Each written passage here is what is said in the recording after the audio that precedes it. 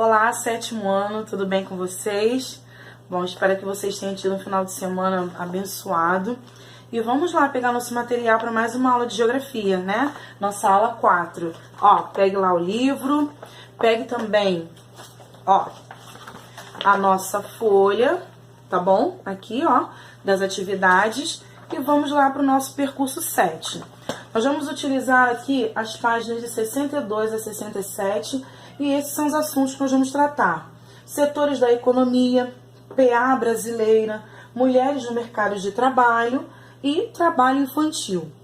Em aula nós vamos fazer das páginas 62 a 67. Aqui eu coloquei 62, 63, aí por diante até chegar à página 67. Isso faremos no momento da aula, tá ok? E para fazermos depois a folhinha, ok? Então, já pegou tudo certinho, tudo organizado? Então vamos começar.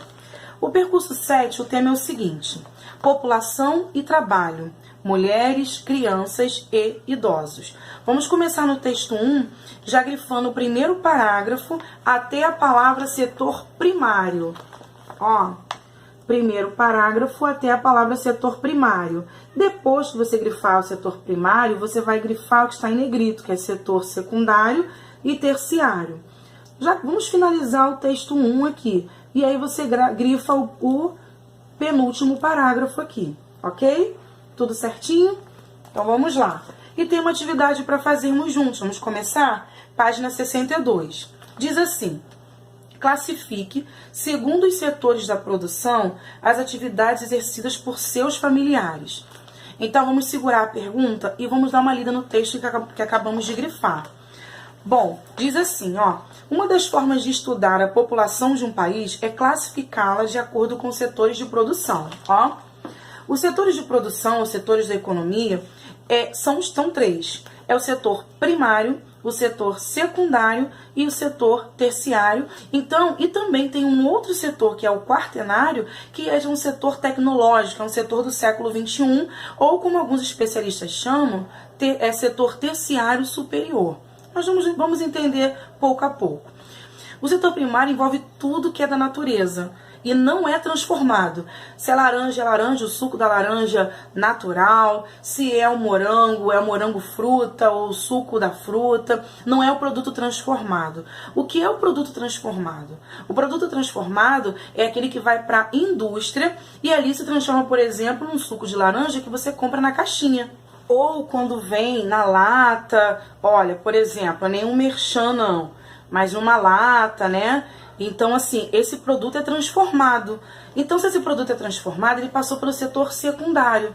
Qual é aqui que corresponde o setor secundário? A transformação da matéria-prima, as indústrias, tá? E aí, esse produto natural foi transformado. Ele saiu do setor primário, foi para o secundário e agora ele precisa ir para o terciário. Qual é o terciário? O terciário, sétimo ano, é aquela prestação de serviço, né? Os mercados que vão revender esse produto transformado pela indústria, tá? Outra coisa que eu quero perguntar a vocês, mas já respondo, só pra gente ficar ciente que nós temos produtos transformados o tempo todo em nossas casas. Por exemplo, o milho de pipoca é um produto natural ou é um produto industrializado? E aí? O que vocês acham? Bom, vou deixar para responder isso então no final da aula, ok? Então vamos continuar nossa leitura aqui. Falei também sobre a questão da página 62 que nós vamos tratar. Então, você sabendo que o setor primário é voltado para a agricultura, para a pecuária, o setor secundário é para a transformação desse produto, tá? Seja ele uma laranja, seja ele o leite da vaca, da cabra, seja ele um outro produto natural sendo transformado. E aí o setor terciário é o setor de prestação de serviço, tá? É onde vai ser vendido esse produto transformado. Supermercados, hipermercados, tá? E aí tem o setor quaternário, tá? Que os estudiosos estão aí vendo se daqui a um tempo eles entram nos livros de geografia, nos livros matemáticos, como o setor quaternário, que é um setor voltado para a tecnologia. Tá? Então, sabendo já desses três setores, uma possibilidade de um quarto que nosso livro traz também, eu quero que você classifique aí qual é o setor de produção da sua família. Da sua mãe que trabalha fora, do seu pai que trabalha fora, do seu responsável, tá bom? É uma resposta realmente pessoal. Eu respondo da seguinte maneira: o meu setor é o setor terciário, tá bom? Lá de segundo com o nosso vídeo lá explicativo, é o setor terciário superior, ok? Então vamos continuar aqui. Página 63, distribuição da população e os setores de produção. Ó, é o texto 2, nós vamos o primeiro ponto, né, do texto 1. Vamos grifar o primeiro parágrafo todo, vamos grifar o terceiro todo e vamos grifar o último todo, tá? Recapitulando, ó, primeiro todo, segundo todo e o último todo também. Esse assunto é o tópico aqui da PA. Professora, o que é PA? A sigla PA significa população economicamente ativa, tá? Por exemplo, eu trabalho, alguns dos responsáveis trabalham, então fazemos parte de uma população economicamente ativa, porque estamos inseridos no mercado de trabalho. Então todos os homens e mulheres que estão empregados, que estão trabalhando para sustento da casa, para a organização da sua vida, fazem parte da população economicamente ativa brasileira. Ok? Então, está dizendo aqui, por exemplo, no primeiro parágrafo, segundo o IBGE, a população economicamente ativa é o conjunto de indivíduos que trabalham ou estão em busca de emprego e compõem o potencial de mão de obra com que contam os setores produtivos. Setores produtivos a gente já sabe qual é, né? Ou é o setor primário, ou secundário, terciário ou o quartenário, tá bom? E aí, no segundo parágrafo que nós grifamos, vem trazendo uma modificação entre o segundo ponto e o terceiro, está trazendo pra gente uma modificação da população economicamente ativa. No segundo parágrafo diz assim, ó, em 1940, a cada 100 pessoas que formavam a PA do Brasil, aproximadamente 70 estavam ocupadas no setor primário. Lá o setor da agricultura, da pecuária, da pesca, tá bom? 10 no setor secundário, ou seja, 10 desses 100 estavam no setor industrial e 20 no setor terciário da produção, que é o setor de prestação de serviço. Então, vamos pensar aqui com esse segundo parágrafo em mente. Em 1940, então, qual era o setor da economia que mais tinham pessoas economicamente ativas? Segundo o texto. E aí, sétimo ano? Acertou, só mesmo. Era o setor primário, tá? Então, entendemos aí o segundo parágrafo, né? Vamos agora para o terceiro. O terceiro tá dizendo assim, ó. Nas pesquisas seguintes, notam-se alterações na distribuição da PA por setores de produção. Na Pesquisa Nacional por Amostra em Domicílios de 2015, observou-se que 21% da PA do Brasil se dedicava ao setor secundário e 64% ao setor terciário, ambas superando a participação do setor primário, que foi de 13,9%. O gráfico aqui, ó, esse gráfico aqui, e que vocês também vão ver aí na tela, ele está trazendo essa projeção de qual era o setor que mais produzia em 1940 e o setor que produziu mais, né, dos anos de 2000, na verdade, dos anos de 2000. Então, a gente consegue perceber o seguinte: em 1940, o setor que mais vendia, o que mais tinha produção, era o setor primário. Nos anos seguintes, o setor que mais tinha participação era o setor terciário, ou seja, o setor de prestação de serviços, ok? E aí, vamos acompanhar aqui com mais uma atividade, tá? Na página 63. Qual era a distribuição da PA pelos setores de produção em 2015? Então, você vai olhar aí também a tela e vai responder junto comigo. O setor primário é representado pela cor verde, o setor secundário pela cor lilás e o setor terciário, o laranja.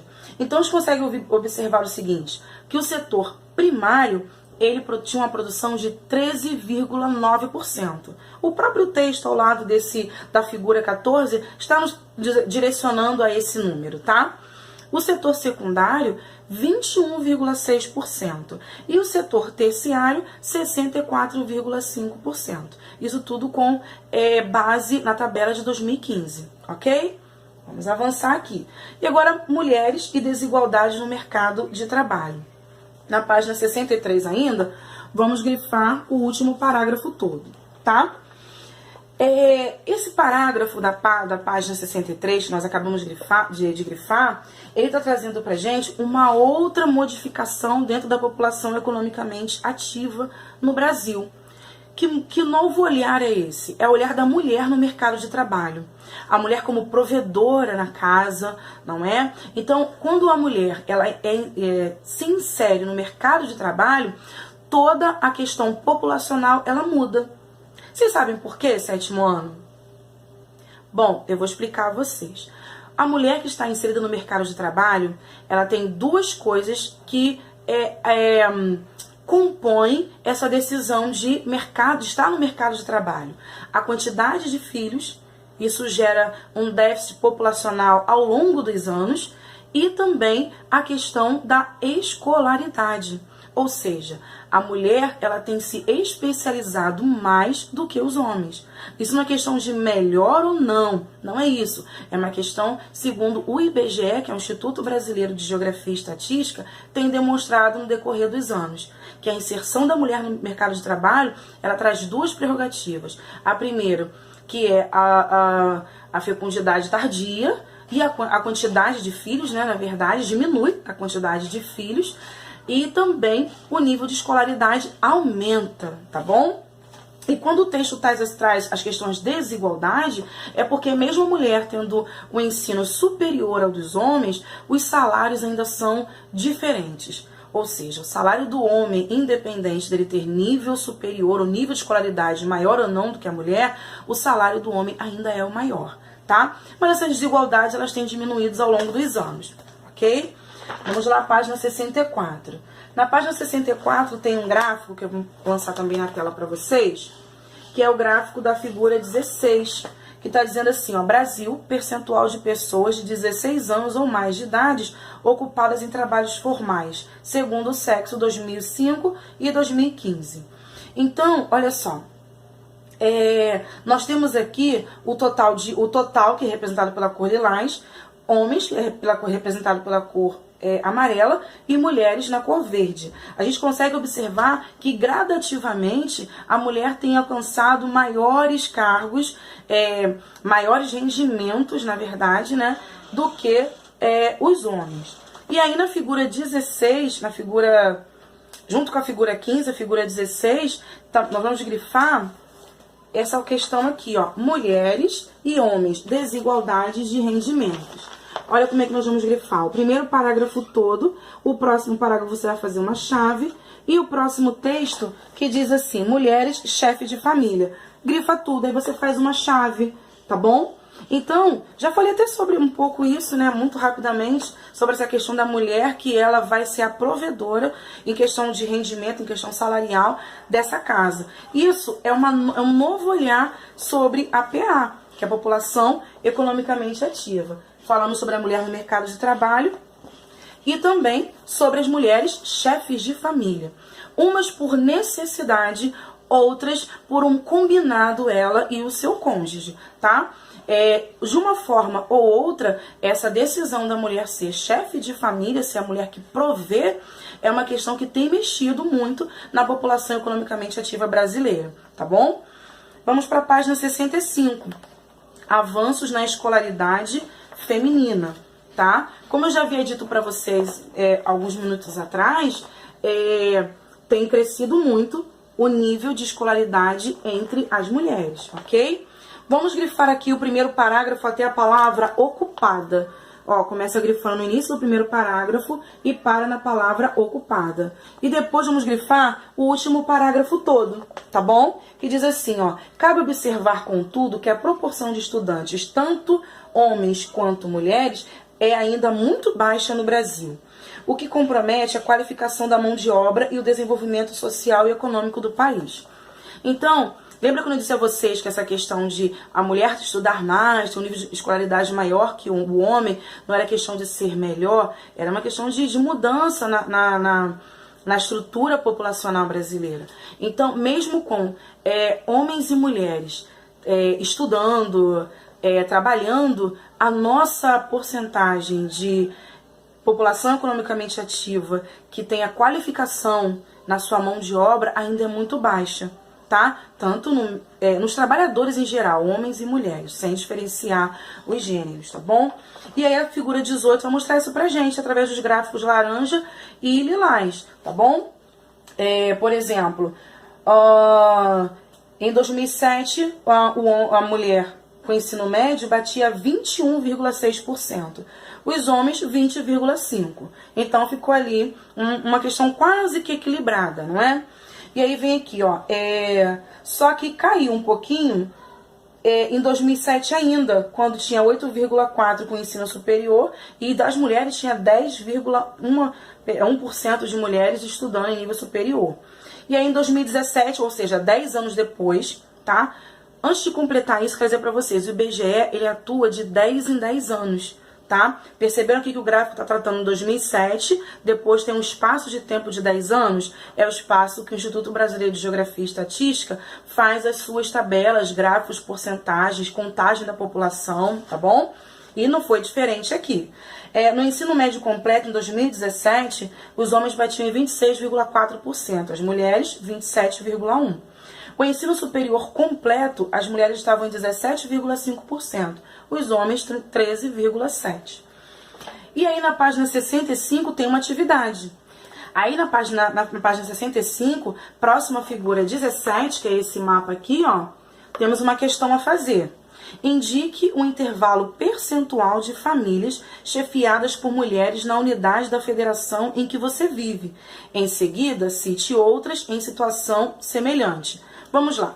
Unidade da federação é o nosso estado, Rio de Janeiro. Então vamos encontrar ele aqui. O Rio de Janeiro, ele tá na cor laranja, tá? Vou colocar na tela o mapa para vocês. Então, a nossa unidade de federação é Rio de Janeiro. Lá, o percentual de famílias chefiadas por mulheres varia de 30% a 33,10% das mulheres que chefiam suas famílias. Outro lugar semelhante à nossa unidade de federação é Bahia, tá? Que também está na cor do Rio de Janeiro, um laranja bem forte. Outra também, Pernambuco. Outra região também é a região do estado de Pernambuco, tá? Então, a nossa resposta vai ficar a seguinte. No Rio de Janeiro, de 30% a 33,10%. E na Bahia e também em Pernambuco, tá? Tem a mesma porcentagem. Vamos avançar aqui, página 66. Que aí vamos para o nosso tema, trabalho infantil, tá? Olha só, o trabalho infantil, ele é diferente de ajuda doméstica, de colaboração doméstica, tá? E tem umas questões por idades, não é? Então, assim, uma criança de 4, 5 anos, ela já pode guardar os seus brinquedos, ok? Isso não é trabalho infantil, isso é um auxílio doméstico, porque a gente trabalha colaborando com a família. E aí a criança vai ficando um pouco mais velha, vai pegando mais responsabilidades dentro de casa, tá? Isso não tem nada a ver com trabalho infantil. O trabalho infantil é um trabalho que é criminoso, né? Não é remunerado. E quando é de uma maneira bem precária, e essa criança, ela não estuda, ela só trabalha. Então, isso é um crime no Brasil, tá? E em qualquer lugar do mundo, o trabalho infantil, ele não é uma coisa bem vista. Então, vamos grifar lá, do início do parágrafo até 14 anos, que está dizendo assim na página 66, texto 3. No Brasil, a Constituição Federal e o Estatuto da Criança e do Adolescente proíbe expressamente o trabalho infantil, permitindo o trabalho de aprendizes a partir de 14 anos. Então, percebam que a partir de 14 anos já tem a classificação de aprendizes, ou seja, ele não vai passar as 8 horas trabalhando, ele vai trabalhar meio período, porque o outro período ele vai estar estudando. E aí vamos tratar da pirâmide etária do Brasil. Ó, essas duas pirâmides aqui, elas são do Brasil, tá? Vamos falar sobre ela. Vamos grifar o primeiro parágrafo até a palavra alterações. E depois, no segundo parágrafo, você vai achar o ano de 1980 e vai grifar até o último parágrafo. Ó, como é que funciona. Você vai grifar o primeiro parágrafo, tá? E aí, o primeiro parágrafo vai ter a palavra alterações. E depois você vai grifar de 1980 até o finalzinho do texto. Ok? Então, vamos lá. Temos uma atividade na página 66, na verdade duas, né? Uma é no seu contexto e a outra é relacionada à pirâmide. Vamos fazer no seu contexto. Na comunidade onde você vive, há crianças e adolescentes que trabalham? E aí? É uma resposta pessoal.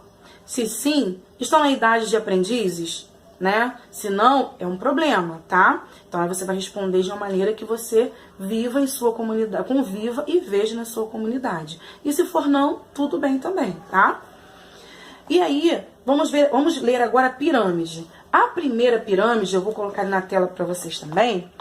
Ela está tratando de 1980. E essa pirâmide, ela lembra muito um triângulo. Estão reparando isso? Pirâmide etária, ela parece muito um triângulo. Quer dizer que nós temos uma alta taxa de natalidade, tá? Temos uma população economicamente ativa de jovens grande. E temos uma baixa expectativa de vida. Quer ver como? Olha só. A porcentagem de expectativa de vida está no topo da pirâmide, que vai bater em 80 mais. Só que a porcentagem maior de idosos, por exemplo, ela vai bater entre 55 e 59, isso em 1980. E isso é uma baixa expectativa de vida se a gente fizer a comparação da pirâmide de 2020, tá bom? E aí nós temos aqui essa questão. Na pirâmide de 2020, que é essa segunda pirâmide aí, a pirâmide já está mais disforme, né? Percebam que a base dela, que é o finalzinho, ela não está tão larga, ou seja, a taxa de natalidade ela tem diminuído, tá?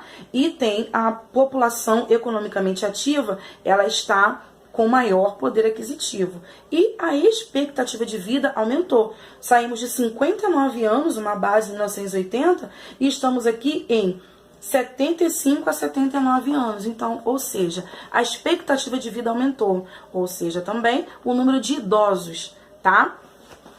Vamos aqui, antes de passarmos por outra página, o exercício que está do lado da pirâmide, ó, esse aqui. No momento em que você está observando as pirâmides de idades de 2020, a qual faixa de idade você pertence? Essa faixa é maior ou menor do que a precede? Olha só, outra resposta pessoal. Por exemplo, vai depender da sua idade. Você vai olhar no meio da pirâmide e você vai observar que há números. Esses números são números de idades, tá? E aí você vai observar, por exemplo, o lado azul são dos homens, o lado amarelo ou laranja é das mulheres. Então você vai ver se tem que você tem 14, você tem 12, 13, você vai olhar aqui e vai responder essa questão aqui do lado, tá bom? No meu caso, a minha faixa etária é uma faixa da PA, da população economicamente ativa adulta, tá bom? Então vamos lá. Página 67, o bônus demográfico no Brasil. Primeiro parágrafo todo, terceiro até a palavra passado, e aí vamos terminar aqui e entender, através da pirâmide etária, o que é o bônus no Brasil, o bônus demográfico no Brasil. O primeiro parágrafo está dizendo assim: de acordo com os estudos demográficos, até 2020, o Brasil passou por um período no qual o número de pessoas em idade economicamente ativa superou muito de crianças e idosos, considerados dependentes. Esse período, denominado bônus demográfico, é considerado favorável à economia de um país, pois significa maior número de trabalhadores e menores gastos com pessoas que não participam da PA, que são as crianças, né? Elas não participam da população economicamente ativa, elas são sustentadas, não é? Então, essa população economicamente ativa, ela aumentou, esse é chamado bônus demográfico, tá?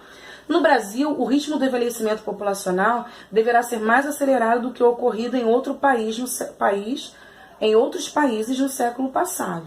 Ou seja, a expectativa de vida ela vai trazer uma maior quantidade de idosos dentro da população brasileira, tá? E aí vem o texto seguinte que vai nos explicar como isso está ocorrendo, que são os efeitos do envelhecimento da população. Vamos grifar o primeiro parágrafo todo, o segundo todo e o último todo, tá?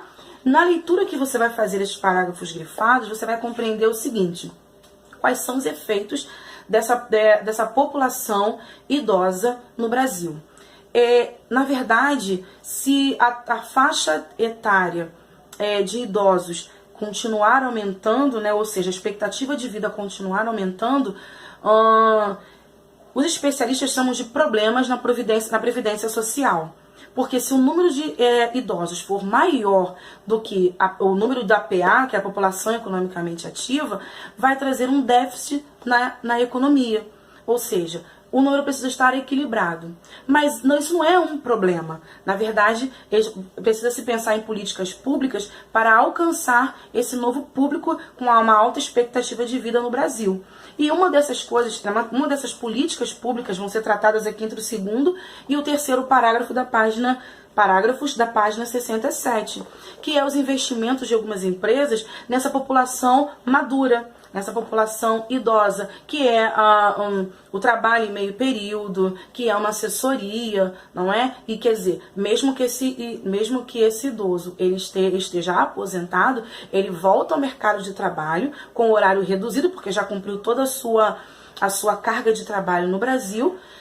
Então ele volta como um assessor, um salário um pouco mais reduzido, como o tempo também, mas volta para a população economicamente ativa, tá bom? E aí temos uma pergunta na página 67 que diz assim: em que faixa de idade você estará nesta pirâmide etária em 2050?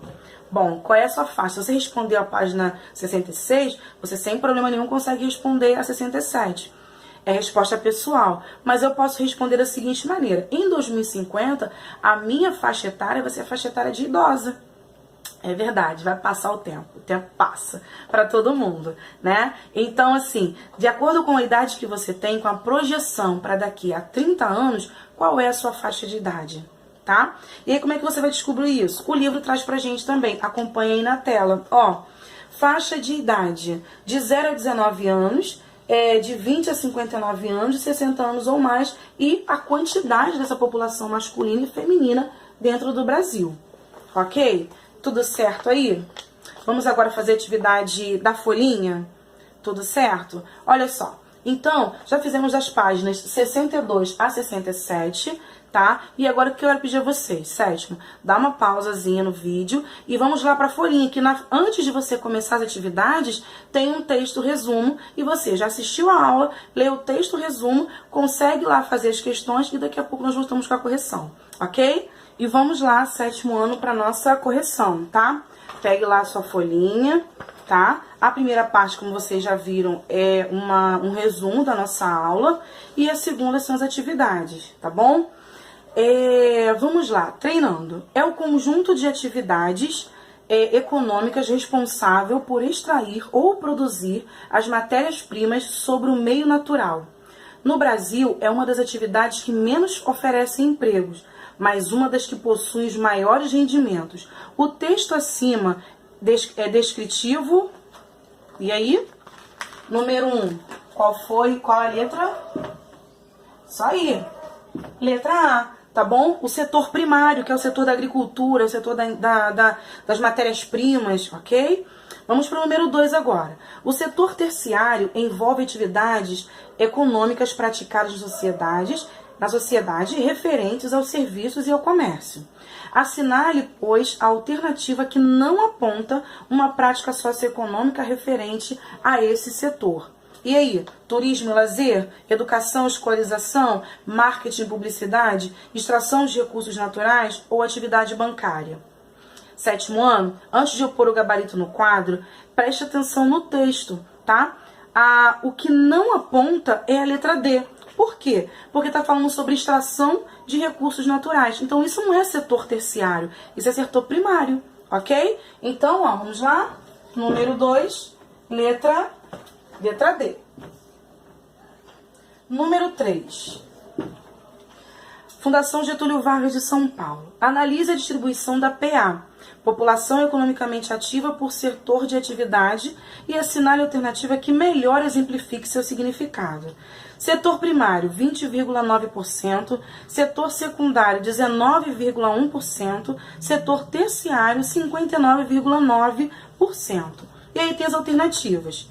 Então, entre as alternativas A, B, C, D e E, qual que você colocou aí no seu caderno? Ou na sua folhinha, perdão. Olha só, acertou quem colocou a letra C.